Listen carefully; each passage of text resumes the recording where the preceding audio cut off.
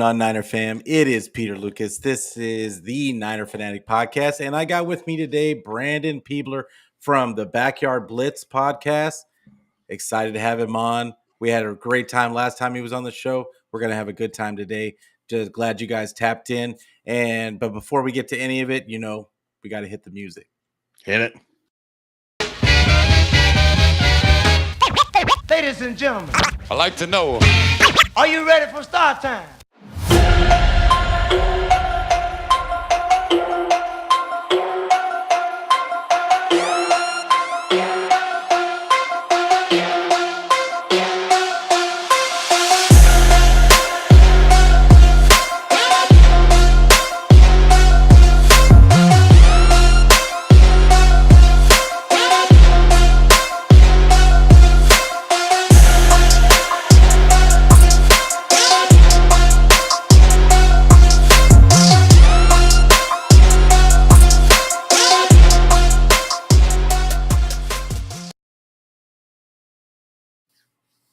And thanks for showing up today, guys.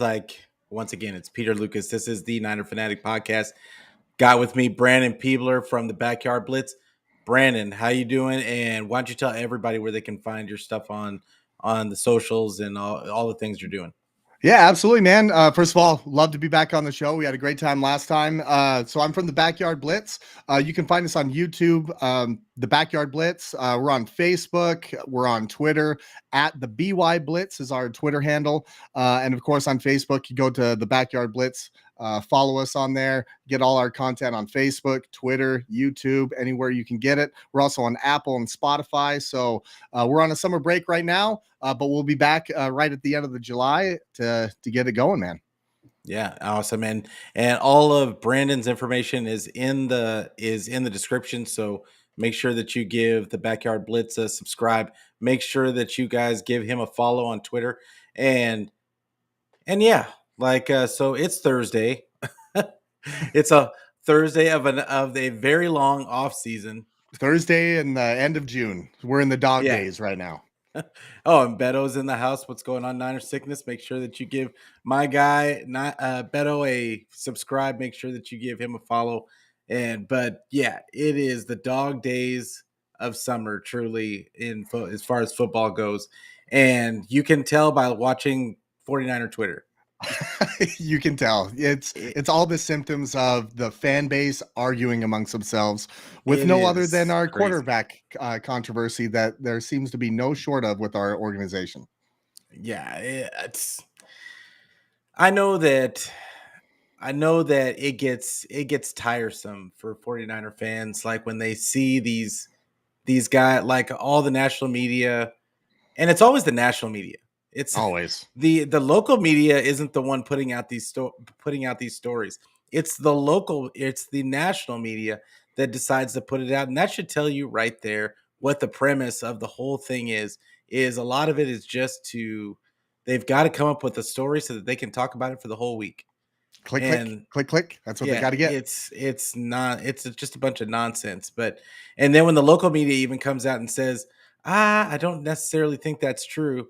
I mean, I'm going to trust the guys that are actually in the building rather than the guys that have probably never set foot in the building. Absolutely. Yeah, they've been around these guys. They drafted these guys, right? They're the ones that spend the most time with them. So, hey, that's why they get paid the big bucks.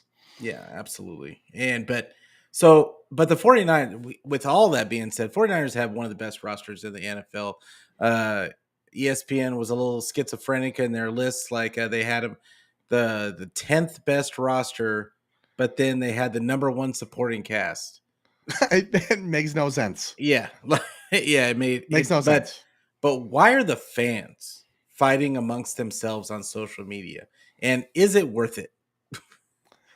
I mean, I think fans got to find something to do also, right? I think we got a great problem on our hands. We have a really good quarterback room. We got a great roster. Really the only thing that I ever see and have seen since Jimmy Garoppolo walked in the building and really after he tore his ACL, right, is Jimmy the guy. Well, everybody complained when he got paid after 5 games then he tore his ACL, and then was he good enough in 2019? And then it was 2020, right? So it's like all these things that are happening. But then the big point was drafting Trey Lance, moving up in the draft, in fact, to draft Trey Lance.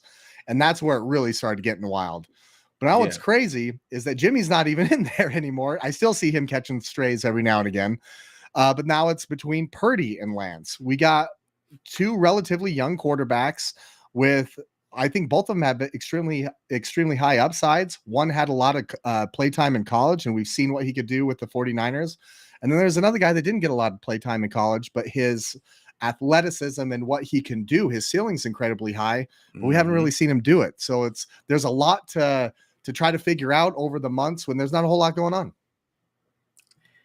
And you said it perfectly. There's just not a lot going on. Like it's really, people are getting antsy. People are getting antsy.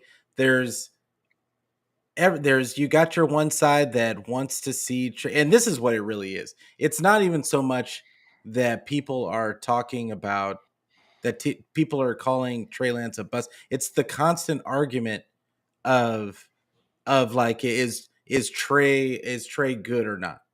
And I think that's the biggest issue is if the Purdy fans would just recognize that Trey just really hasn't had the time, and it's unfortunate that he's not going that he's not going to get the chance to even get the reps and show what he can do. It would be one thing. Just like if the Trey fans would give the Purdy fans the acknowledgement that Purdy, one, hasn't really lost a game that he was healthy in, and and the guy showed 1-2 playoff games, and he probably, for all intents and purposes, should be the guy. With all that being said, if they would just agree to give each other a little bit of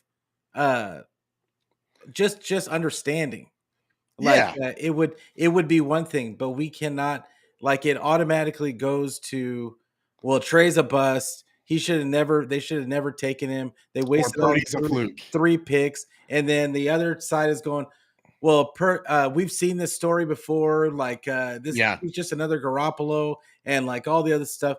And it's obvious to me that just like I just said, Purdy should be starting. Like, I mean, it's just because you cannot win as many games as he did in a row, including 2 playoff games, and then say like, well, we still got to give Trey a chance. Like, this is football. This is the NFL. When you have a winner, very few teams are going to come off of a winner. Like, I can't even remember the last time I've seen something to that effect, like where a guy won as many games, including 2 playoff games, and not just like the team was carrying him, but that he was a part of those wins. Like, I don't think I've ever seen a player like that get taken out of their job. It's really crazy. I mean, you look at the circumstances, right? I think the closest one that I can think of was probably, and I hate to do it. I know, guys, I'm going to say the word Tom Brady and Brock Purdy in the same sentence, but relax. I'm not comparing the two, but I'm going to compare the situations, right? Because Tom Brady was 199th overall. There wasn't a lot expected from him when he was drafted. And now he got a chance to sit for a couple of years, but he had a high price quarterback in Drew Bledsoe that actually got paid the offseason before. And then it was unfortunate. I think it was week 2, in fact, week 2 or week 3, where he gets his shoulder just completely blown out. And then he gets thrusted in, and then he wins a bunch of games in a row. And you kind of ride the hot hand. People forget that they don't get to the Super Bowl if it wasn't for Drew Bledsoe, because Tom Brady actually got hurt in that AFC Championship game, and he had to take him to the Super Bowl. And then that whole conversation was, well, now do you go with Drew or do you go back with Tom, since he did that, right? So I think we have a little bit of that going on. We just saw what Purdy did. It's unquestioned. The stats that he put up and the production levels that he put up with that offense, it actually increased. It was better than what Jimmy had shown over the time of the course of this last year. And it's hard to ignore by a lot, right? Scoring like 30 points a game. The defense was rolling. He wasn't turning over the ball. Like, I'm not gonna lie, when he got into that Dolphins game, I was so scared because I was like, here we go. Like our season's going down the drain. And then of course, what happened. What happened to Trey is unfortunate. Last year was going to be his year where he had the opportunity to get those reps. And unfortunately it didn't happen. He's a victim of circumstance. Nobody could have projected Mr. Irrelevant to come off the bench and roll off those games. And he not only captured the fan base, I think, but he also captured the locker room. When you hear guys like George Kittle and some of the big names on there talk about it being his job and the impact that he had, you can't ignore that. And the coaching staff's going with that. And that's not a knock on Trey. It absolutely isn't. It's just he's a victim of circumstance. I hope he gets the opportunity to really compete over, training camp. And I guess he's got, I have a hard time trying to digest what's going on with the media saying, oh, Darnold's ahead of him. And what it's all hearsay. We have no idea where he stands. Exactly. I want him to have the opportunity to compete. And I'm really looking at those preseason games to see what he can get done. Can he earn the job? I don't know. If Purdy's healthy, I think you got to throw him in there. Only way he earns his job, I think, if Purdy's not able to go in real action and Trey does some special things, I think that's the only way he's able to kind of get the train going back. But right now, it's tough to say, especially where Purdy seems like his rehab's going really, really well. Yeah, I mean, though, if you listen to what everybody's saying, like Purdy's going to be ready week 1, but I would like to see this, and this is what I say. I talked on my show last night, or not my show, me and Beto's show last night about this. That look, there has Kyle's only had one season where he's gone through a whole season with one quarterback. That was the Super Bowl year. Yeah, one season. So the odds are, even if Purdy is starting week 1, we're probably going to see Trey at some point. I mean, and I know nobody wants to hear about injuries at this time of year, but I mean, we have to prepare ourselves for the worst. And you cannot just look past what has happened to this team every single season, because it hasn't just been the quarterback position. No, this team has dealt with so many injuries over the past 4 years that it's crazy. It's crazy. And to the point to where they felt they needed to be deep everywhere. This has got to be the deepest team in the league, undoubtedly.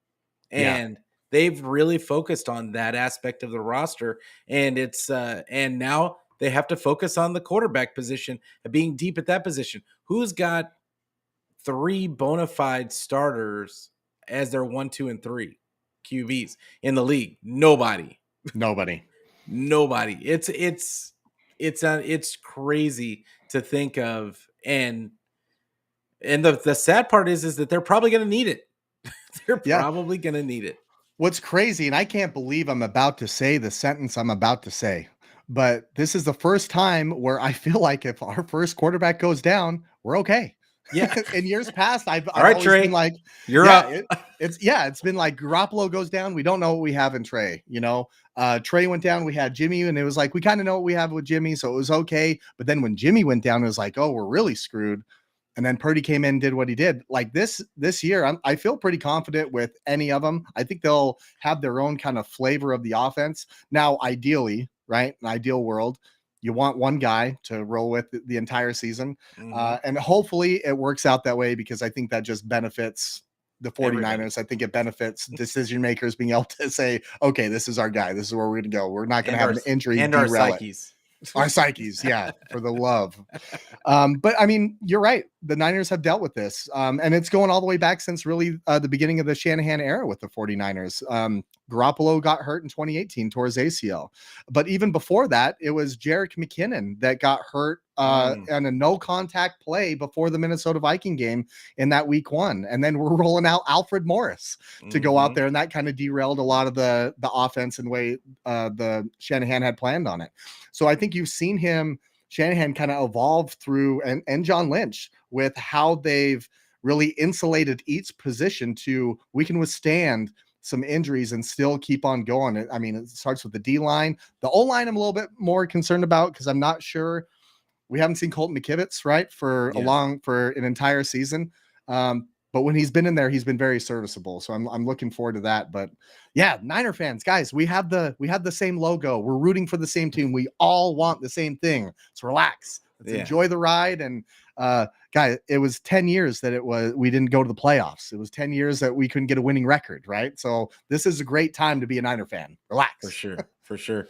And I want to say what's going on to the chat, because like you guys are rocking and rolling in there. But Beto, Niner Sickness, appreciate you coming through. Kelts, appreciate you coming through, fam. Always a pleasure. Make sure that you give Kelts a subscribe. He's doing great things over on his channel.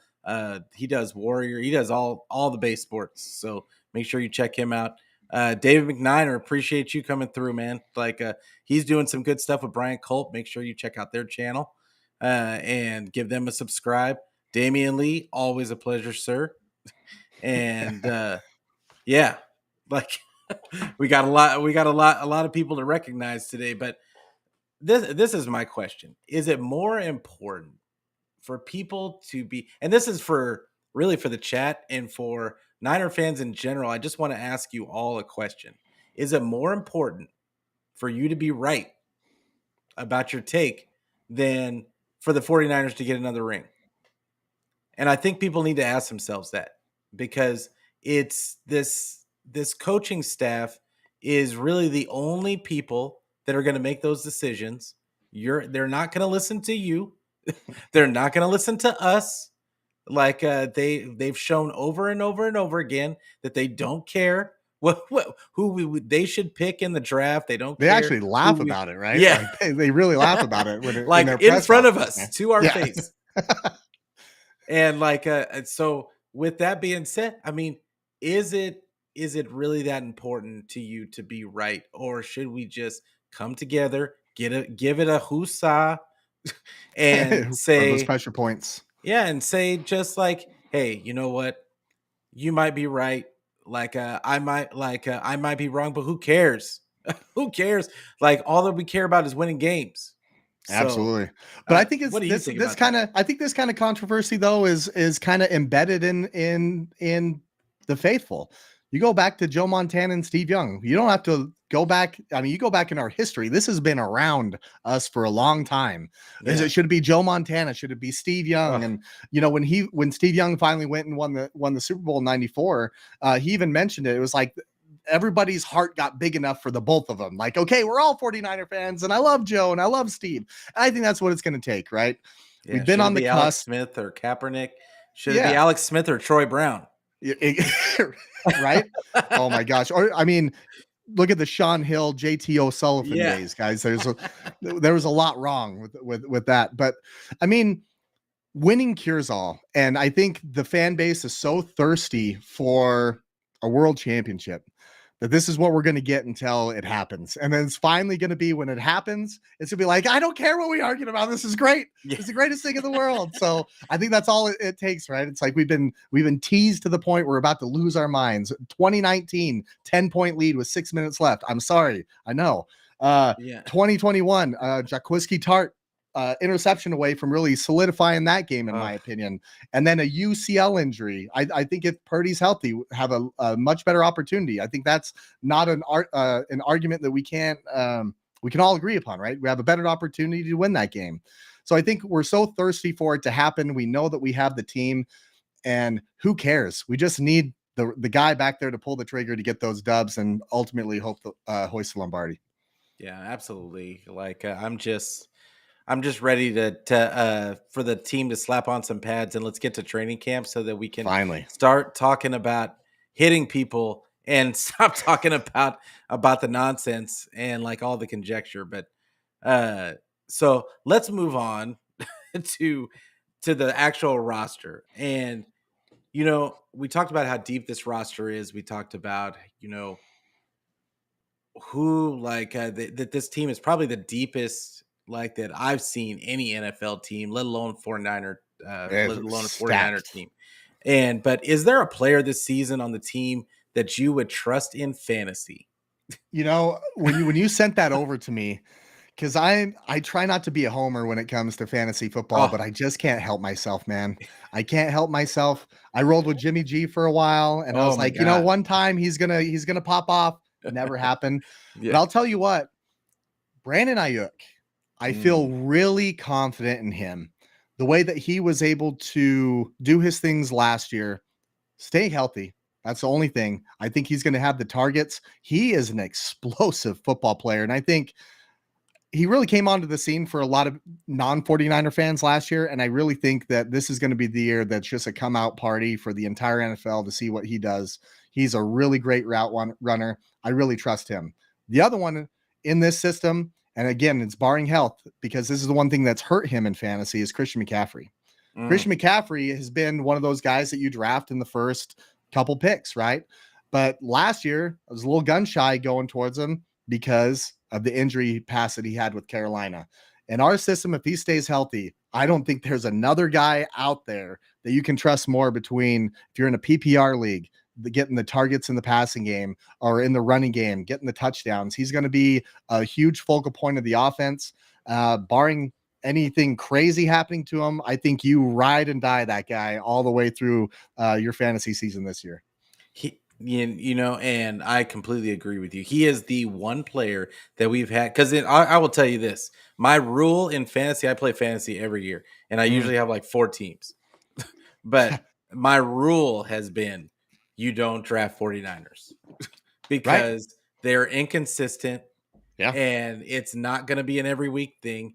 Debo had like the closest thing to it a couple of years ago, but as a rule, you just don't do it. And and it doesn't matter how stacked the team looks. It's because the team is so stacked that you can't really count on any one person. But CMC is the one guy on the squad that is gonna get his touches come hell or high water. Yeah, so absolutely. I completely agree with you. CMC, Brandon Ayuk might be on the fringe to me, like just because I do think, but I also think with Debo being talking about how he's kind of rededicating himself, I'm almost scared that they're gonna almost like split the touches because Brandon Ayuk, I mean, he had 1,000 yards, but he only had like 78. I think it was like 78 catches, and it still scares me. And it's the touchdowns. I think that's the biggest thing when it comes to fantasy is the touchdowns, right? Exactly. Like Debo, he would get them, but that in that 21 season, I mean, even going into that, nobody saw that season coming from Debo. Nobody did. He was coming off an injury-riddled 2020. We were hoping that he was going to have a big 2020, but I had no idea. And then he came into there, and the first half of it was all receiving, and then the second half of it was like all running back. Exactly. But CMC, it seems to be that he gets in the end zone either way, whether it's in the air or on the ground. Kittle, it spurts for him. Debo, it spurts for him. And Ayuk, it spurts for him. I think Ayuk will be probably the most consistent pass catcher. But yeah, no way. The way that Shanahan calls these plays, he rides the hot hand. And if somebody goes off in the first quarter and it's not your guy on your team, you're screwed. He'll go to Ross Dwelly. He don't give a damn. He'll throw Dwelly 8 times if that's what the defense is giving him. So the only constant focal point that I think you can rely on is CMC. Exactly. I agree. I completely agree with it. And it's but what was that? But is it the other question to this segment is like, is it inconsistency with Shanny's play calling? And I think you just brought it up, or the player's performance. And for me personally, I think that it leans more towards inconsistency with Shanny's play calling, like than the actual player's performance, because I really feel like Shanny controls who gets the ball and who he's decided that week that he's going to use, and that they're going to be the focal point. I really think it's Shanny's. It's Shanny being the mad scientist all the time and wanting to be the smartest guy in the room all the time. Is he will not go to the obvious answer. No, like just because, and then he'll make Jawan Jennings the focal point. 100%. When you've got Debo and all this star power, but then all of a sudden Ray McLeod ends up on an end around for a touchdown. Yeah, like it's Shanny. Like it's part of his genius. Yeah, it's part of his genius, right? Like, I think when you go around the league and you see some, like, let's look at the Vikings. No, Justin Jefferson isn't going to get his touches. He's going to get his touchdowns. He's going to get his yards, right? Mm-hmm. You just know that that's going to go in. But with Shanahan, there's the thing now is that there's so many people to spread the ball around that you can't really focus on one person. And I think before that the other team might take it away and then he would go to somebody else that you wouldn't guess, right? Yeah. But you have no idea. It doesn't matter if you have the 26th ranked run defense. He'll come out throwing 3 straight times just because the other team's going to think that you're going to run it down their throat. He keeps the other team so off guard. It keeps his fantasy owners off guard as well. And that drives me a little bit crazy sometimes. But hey, you want to know what? Just get the wins. That's all I care about.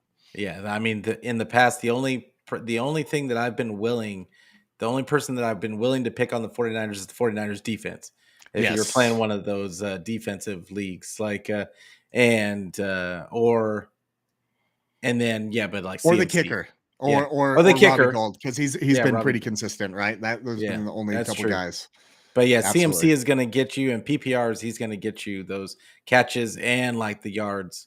Yeah. So I mean, you don't even necessarily need the touchdowns from him. He's going to get you steady points. So yeah, I'm really like, but it almost scares me that everybody's going to pick him, because what's happened in the past when everybody picks him is he gets hurt. Don't say it. Yeah, he said it. Yeah, I'm not the one that believes in all the I believe me, God is not listening to me. He is not listening to this podcast today. So, if he does get hurt, do not come to my doorstep saying, "Oh, it's Pete's fault." No, but what do you think of that? Of the that's the CMC factor. I almost wonder, because everybody's assuming that everything's going to go to CMC.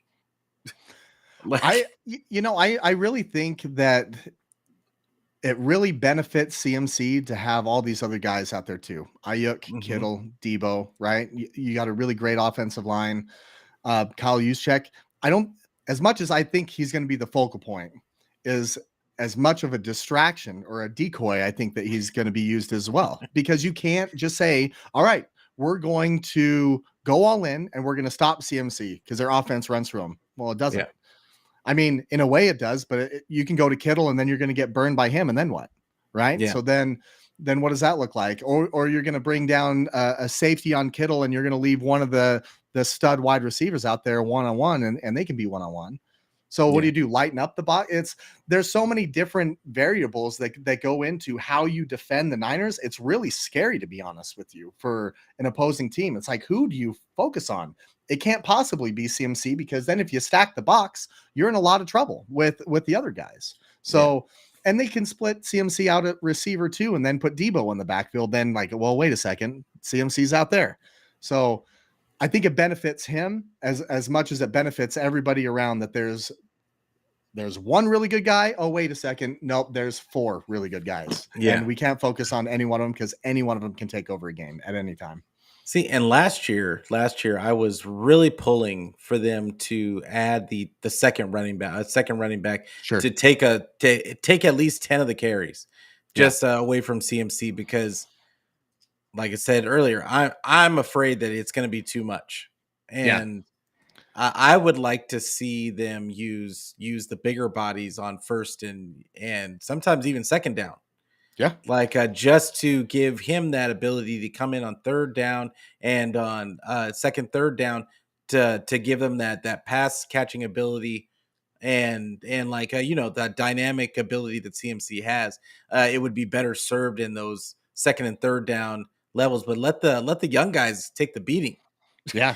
First down. We saw it in spurts last year, and I'm excited for a guy like Jordan Mason. I really think he's got a lot of upside. He's a big-bodied running back that can shed a lot of tackles, and I loved what we saw from him last year, and I would love to see him get some more carries. And quite honestly, I see Damian Lee in the chat saying he would trade Mitchell for an 8-piece from KFC.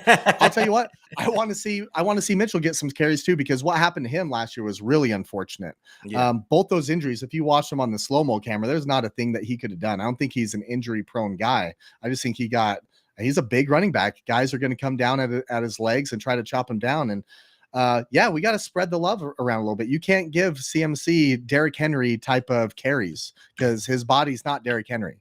So you're going to have to figure out how to do it in a different way. But I think we saw it in spurts last year, and I think we'll see it this year. I wouldn't be surprised to see a Jordan Mason and CMC on the field at the same time, but CMC's in the slot, something like that. I wouldn't be surprised to see some packages like that. Yeah, what's going on to my boy 49er Minded? Appreciate you coming through, Bashar. Yeah, everybody needs to go up and follow my guy Brandon and go and sub to Backyard Blitz. We appreciate it. And yeah, thank you guys. But yeah, this is the thing. It's just such an embarrassment of riches. And you're talking about Jordan Mason. I am a Masonite to the nth degree. I was talking about Mason all last season before the season started because we had gotten all these reports about the kid, and I just wanted to see him get. And once I saw him in preseason, I was just like, I'm all in. Yeah, get this kid some carries. And you saw the front office how they were all in on him because when they traded JaMycal Hasty. JaMycal Hasty. And they cut Sermon. Yeah. And I was like, okay, well, because Hasty was playing well. Yeah, at the time too. He really was. Yeah. And he was playing well in that preseason. And but I mean, Mason was just it was undeniable, which is why it was so weird that he got so few carries during the season. Right. But you know how Shanny is. He'll ride the hot hand, especially at that running back position. Who's in there, and we've seen it. And that's why going back to the fantasy football question, you couldn't trust if it was going to be Mostert, if it was going to be Mitchell, in 21, or if it was going to be Jeff Wilson. You couldn't bet on any one of those things because then all of a sudden JaMycal Hasty would go in there and bust one off, or Juszczyk would have a huge play. So it's wild. We'll see. Again, an embarrassment of riches. We just named off 3 running backs, Mason, Mitchell, and CMC. You can ride with any one of them, I believe. And watch out for Kalen LeBourne. He's not a household name yet, but I have a feeling he could be this offseason's Jordan Mason. And just pay attention to that. Just remember that name. And but let's shift over to training camp now that we've got the juices flowing. Finally, I'm ready. And it's a little over 3 weeks away. The rookies will be there in a little over 3 weeks, and then the next week the everybody else shows up. But I forgot about TDP. You're right. Yeah. What camp battles are you looking forward to? Man, corner's a big one. Right. So I think we saw Diamador Lenore really shine towards the end of last year. And I think that's his spot. But there's going to be a competition there, especially with Wilkes being a secondary guy. But the one that I think is going to kind of come up out of nowhere is Jair Brown potentially could come in and steal that other safety spot. Mm-hmm. And I wouldn't be surprised by it. And that's scary to think if Hufanga and Brown are both playmaking guys, because Brown had a ton of interceptions in college. He was a ball hawk. So it'd be really interesting to see. So I think that'll be one that I'm interested in.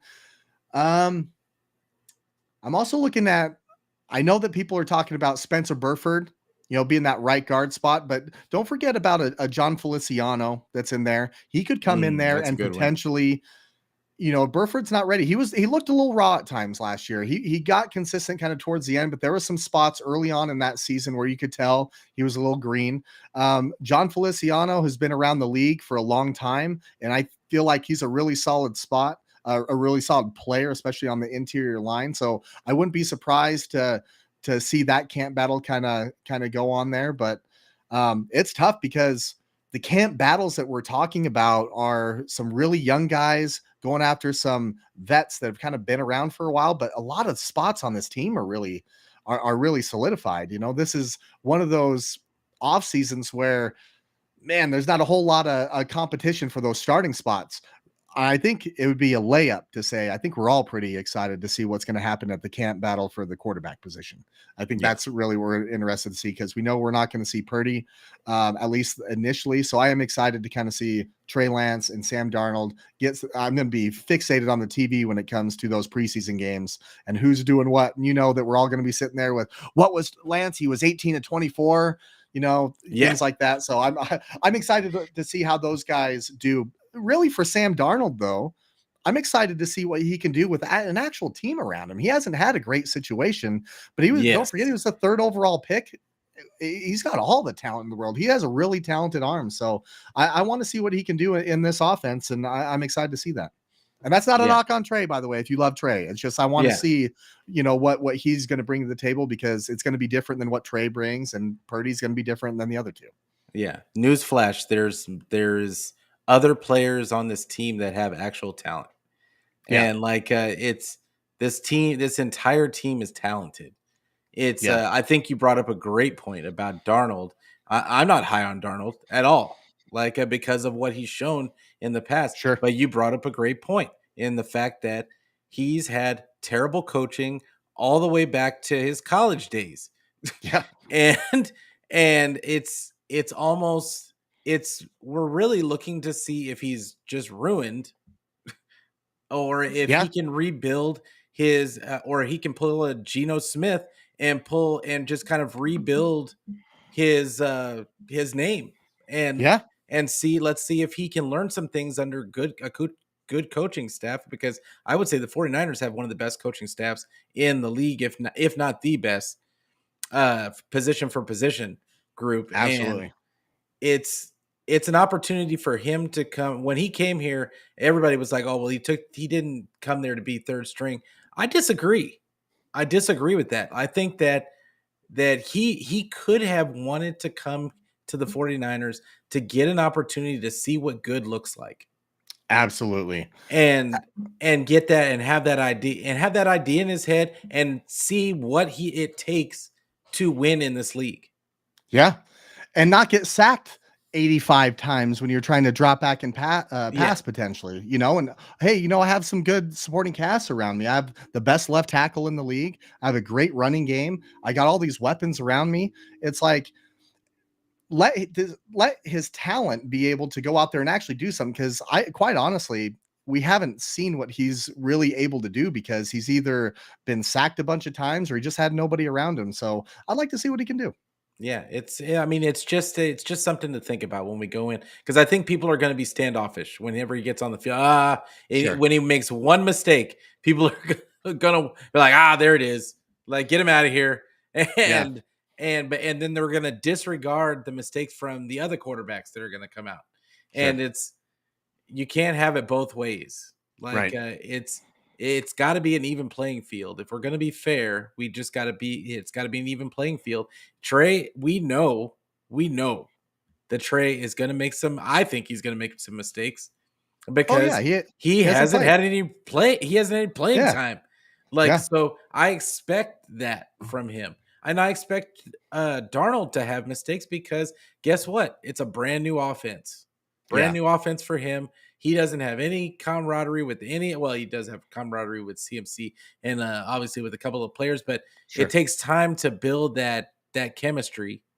And it's going to take a little bit of time for him just to get the timing down with his guys. So like you just said earlier, I'm not saying that he's going to get the job. What I'm saying is just be fair. We got to be fair, and we want the best guys to be out there. It doesn't matter. Absolutely. And I think that the 49ers have done the best job at that. They don't care about your draft status. They've obviously have not cared about any of that kind of stuff. And they've said it in the past. The draft is just a way for you to get your foot in the door of the league. It is not the end all be all. Because they're going to get a 4th or 5th rounder. We've got about 2 or 3 Hall of Famers that are going to be 4th, 5th rounders that they drafted later on in the draft. So absolutely, I mean, you've got to be, and with this team especially, and that the ability of this front office to make this team go, it doesn't matter. None of it matters. Like, all that matters is they put the best team out there that they can. Yeah. We've missed the Super Bowl a couple of years now by a couple of throws. Right. Couple Really, throws, realistically. couple drop pick and a bum arm. Realistically, when it Yeah. comes down to it, because I think the supporting cast has been there. But it's easy to make a mediocre driver look great in a Ferrari than it is a great driver to look good in a Geo Metro. I think that's perfect scenario for Sam Darnold. Right? He's coming in. He's going to drive a Ferrari, and I don't know if he's a world-class driver, but I can tell you he's at least probably mediocre, and he can probably drive a Ferrari pretty well. So we'll see. Yeah, exactly. They're all going to probably make mistakes. Even Purdy, like he made some mistakes last year as well. We just got to ride with it. They got the team that's going to be able to withstand some of those. The defense is going to be able to get the ball back for these guys. So a few times. In a great position. They're in a great position. So my areas, like my battles that I'm really looking at was, and what's funny is that McKivitz is our new right tackle. Sure. There's not even really a battle. From what I understand, yeah, there's not even a battle. Which is kind of they don't really shocking have to me. anybody. Yeah, I thought for sure they're going to bring in a guy, but no, they've been solid on McKivitz this entire time. I like your pick of Feliciano, but I'm looking at the battle at the edge spot with Drake Jackson and all the other guys that they've got. They've got like 8 edges right now. And I'm really interested to see if he can solidify that starting spot, or if they're going to go with somebody, or if they're going to go with a vet, bring in another veteran, because there's some guys we've out all there. seen it. There's some guys out there if he doesn't answer the bell. Justin Houston is still out there. Yannick Ngakoue, right? He's out there. I'm not a big fan of Ngakoue because I think he's a little bit lazy against the run. But in a situational pass rush, I think he can get it done. But Drake Jackson's a freak. Like, he's an absolute freak athlete. First of all, we've seen him do the backflips. Okay. It's ridiculous that a guy of that size has that much pop coming off the ground is unbelievable. But I was doing a lot of, earlier in the week, I was watching some of these games earlier in the season of the 49ers, and Drake Jackson was really popping off the tape. He was really making a lot of plays. I think he had. I thought so too. Yeah, he had some sacks early on and not a lot of snaps, comparatively to some other people in his draft class. But I'm also really excited to see what Cleveland Farrell can do. He was in that same draft class as Nick Bosa, right? He was, and I believe that he was the 4th overall pick to the Raiders. Yep.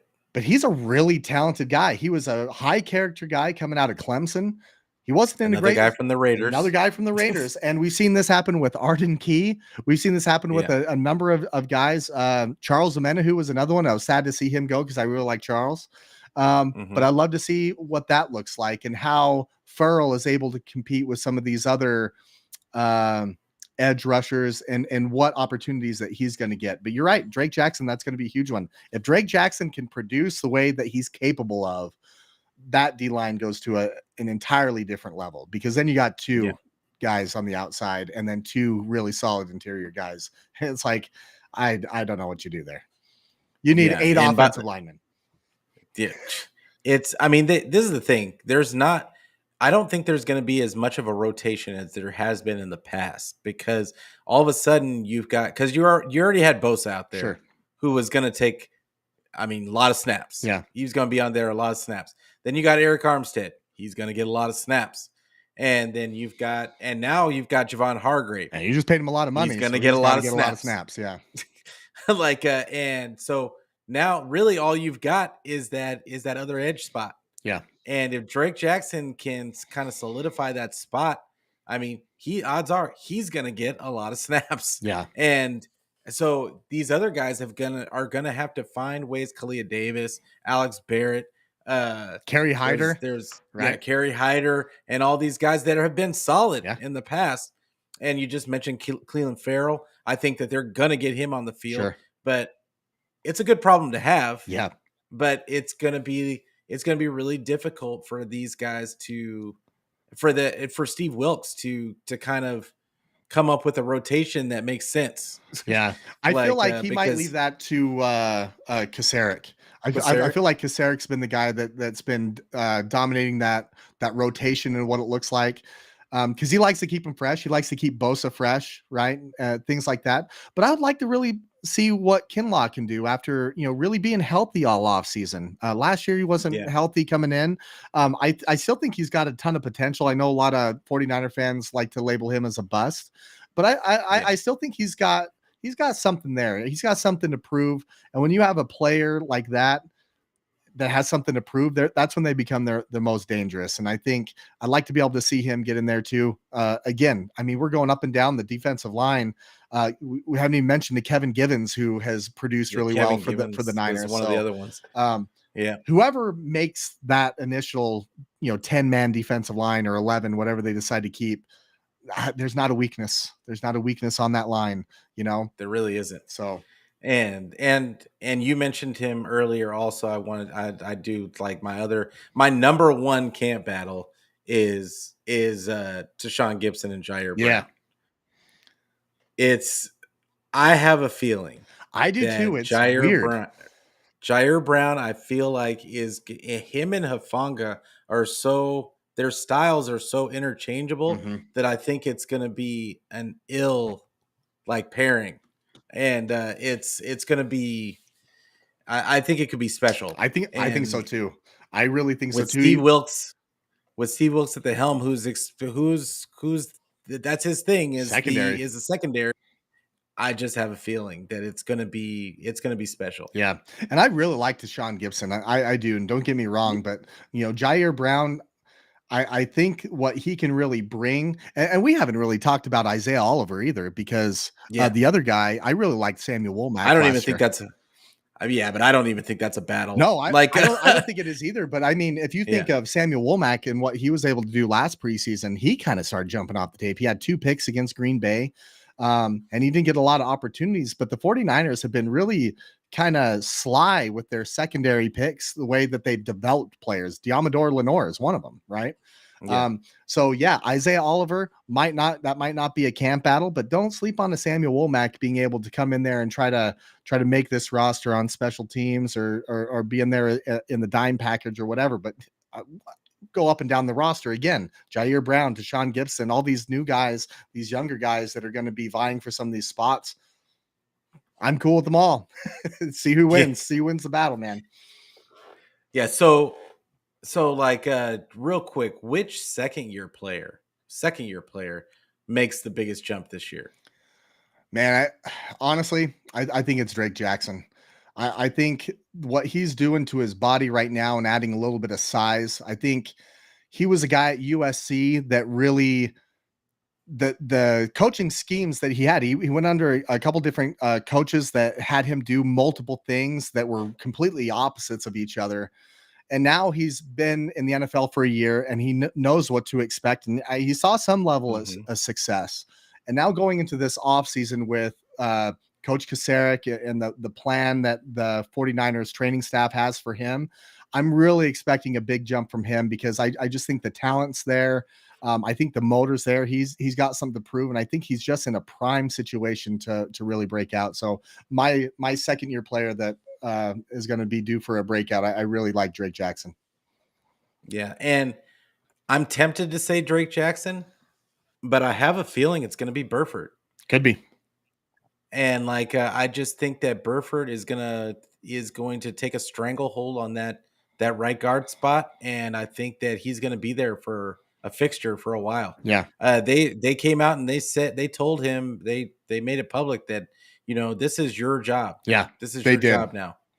So that's why, I mean, as much as I look at Feliciano and then bringing him in, and I think we all thought of him when they initially announced that signing, that we immediately called him the new Brunskill. Right. But then he came out and said he came here to start, which kind of threw people off. Sure. But I just don't, I mean, he might have come to start, but thinking that he could beat out somebody, but I just don't see who he's going to beat out. It's not going to be Banks. It's not going to be Banks. Yeah. Banks is a beast. He was a beast last season. The only other one that I could see is maybe Brendel, but I really like what Brendel did last year. Feliciano Yeah, does he's an have some, all. yeah. Yeah, He's he an was a alternate in the Pro Bowl all. Yeah, exactly. So it's like, unless Feliciano is going to pop out to right tackle, which then I'm really worried. I'm not gonna lie, because Yeah. I feel like he's better interior guy than he is out there on the Yeah. perimeter. That's why I said Burford and Feliciano, because of what Feliciano wants to do and what he kind of said. And Burford is kind of raw, but he does have the ability. We saw it from him last year, so I'm excited for that.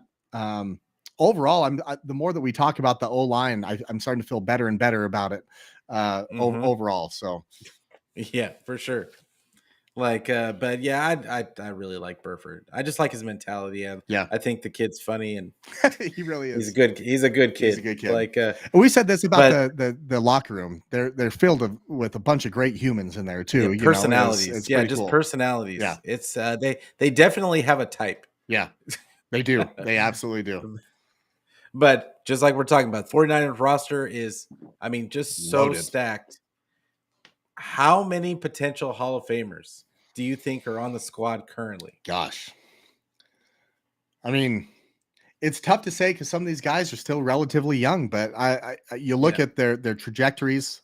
Bosa immediately pops in my mind. When Wilkes said that, by the way, in his press conference, talking about Bosa being a potential Hall of Famer, not even into his second contract yet.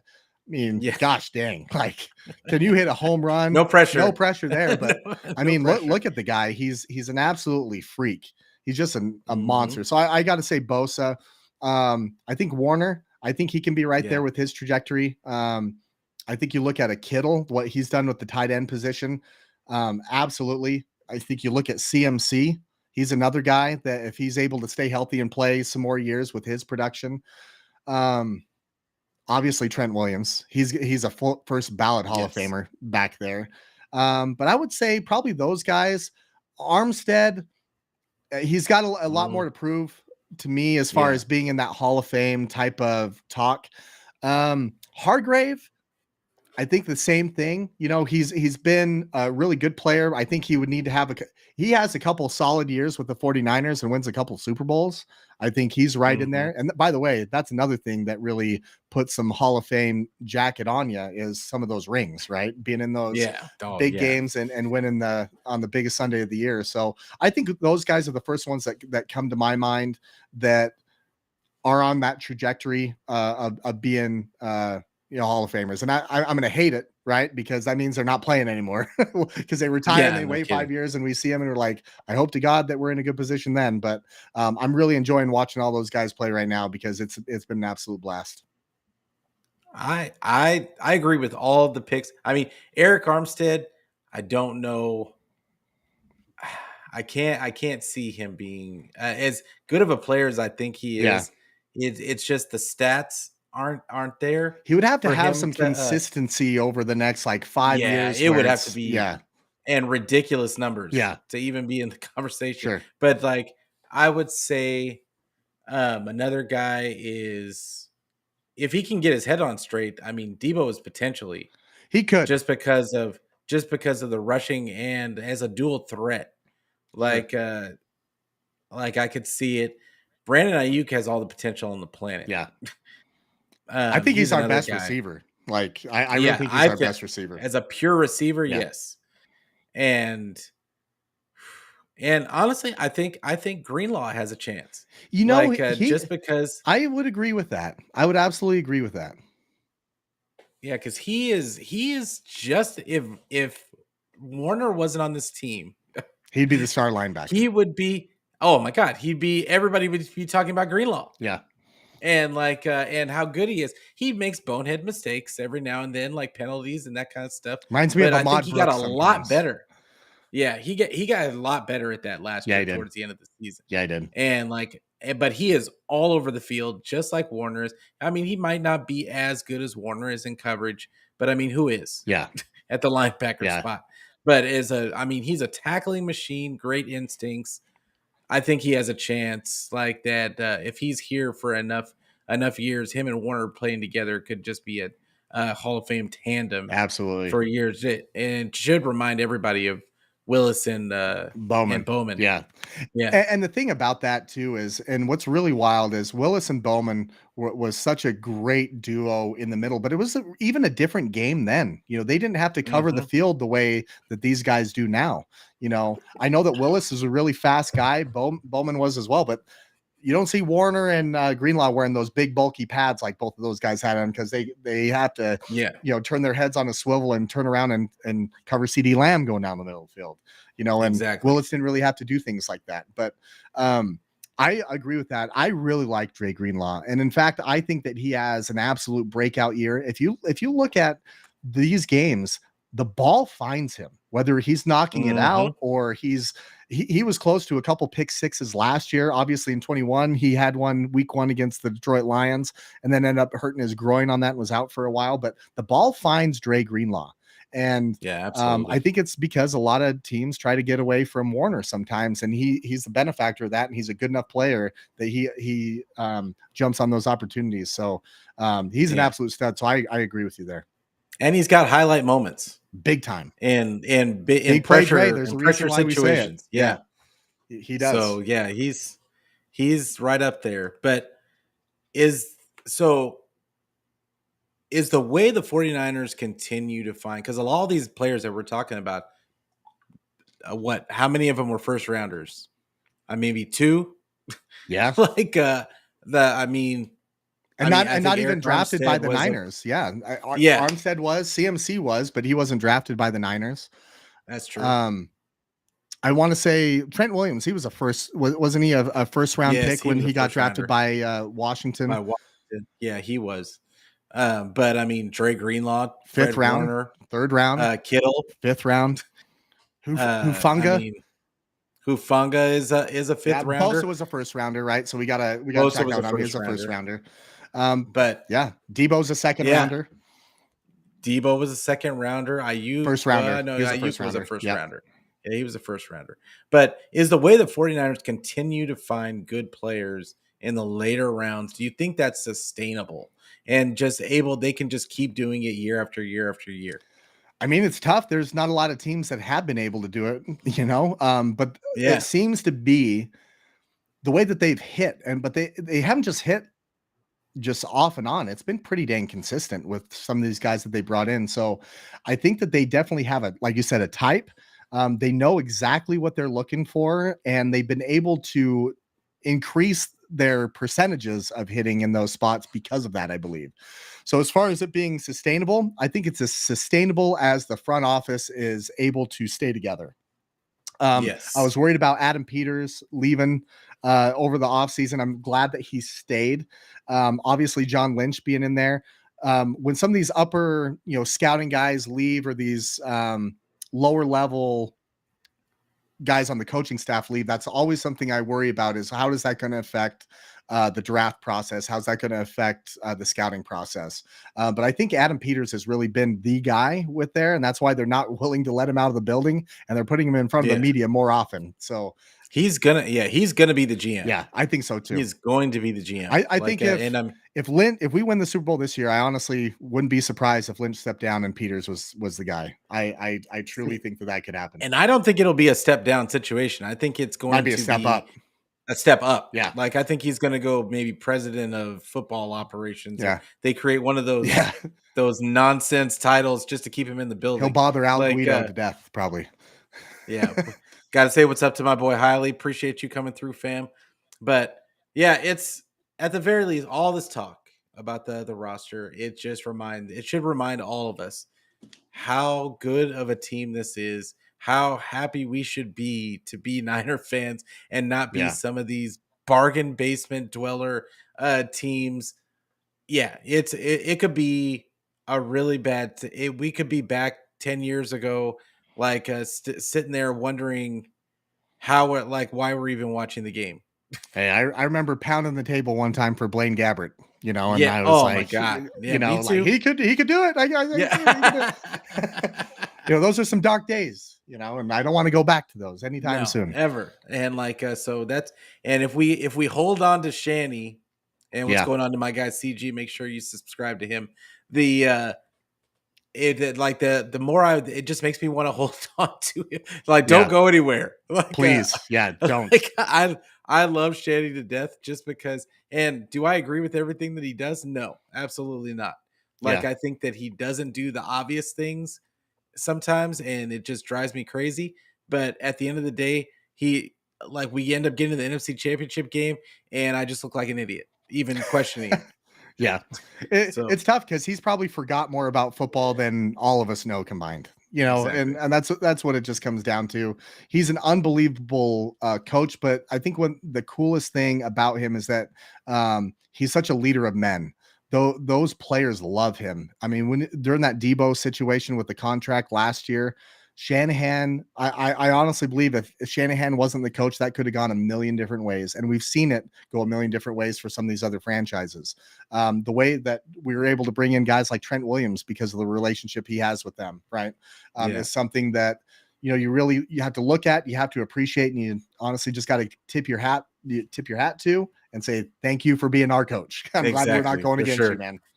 But yeah, so with that being said, I appreciate everybody coming in today. Appreciate you, Absolutely. Brandon, for coming Yeah. through. It's great. Great time again, and we're definitely going to have you back. Absolutely. I'd love to. But all the people in the chat, you guys were rocking today. Appreciate everybody coming through. I love this community that we're building, and make sure that you tell a friend to tell a friend so we can be friends every day, every week. This show is on YouTube. We're on Twitter. We are on Facebook. I'm anywhere. If you don't feel like looking at my face, I'm anywhere where you can find audio podcasts. Like, so I don't care where you get it, just get it. and with that being said, this is gonna be my last show for this week. But I will see you guys next week on Monday. Brandon, why don't you tell them one more time where they can find you on the socials and Yeah. where they can find your show? Absolutely. Yeah, you can find us on YouTube, the Backyard Blitz. We're on Twitter at the BY Blitz. Find us on Facebook, the Backyard Blitz. Facebook, Twitter, YouTube. We're on Spotify. We're on Apple Podcasts. Anywhere that you want to get them. I got to give a shout out to my other co-hosts with the Backyard Blitz. We got Coach Andrew Daly. We got Coach Ricky Simmons, and of course the Prophet. Come over and check us out. We talk about the entire NFL. We have a good time. We have a lot of fun with it. So yeah, come check us out sometime. Yeah, And really Pete, good we show. got to have you on our show. Yeah, Eventually and here. We you got to let have me you on know. ours. You let me Absolutely. know. You For let sure. me know. I'm ready. We'll make it happen, man. But yeah, we're gonna get out today. But yeah, definitely, I'm down for it anytime. And but make sure that like this. What was this show today about? It was about the discourse in the fan base. That's what it started off about, right? Yep. Let's go into, not that you guys are gonna listen to me, but let's go into this with the thought process that we are a team just like the team we're rooting for. And let's be together on the fact that we want this team to win a ring. And that's all. That's all I want to say before we get out of here. But I will see you guys next week. And as always, go Niners. Go Niners. Let's go.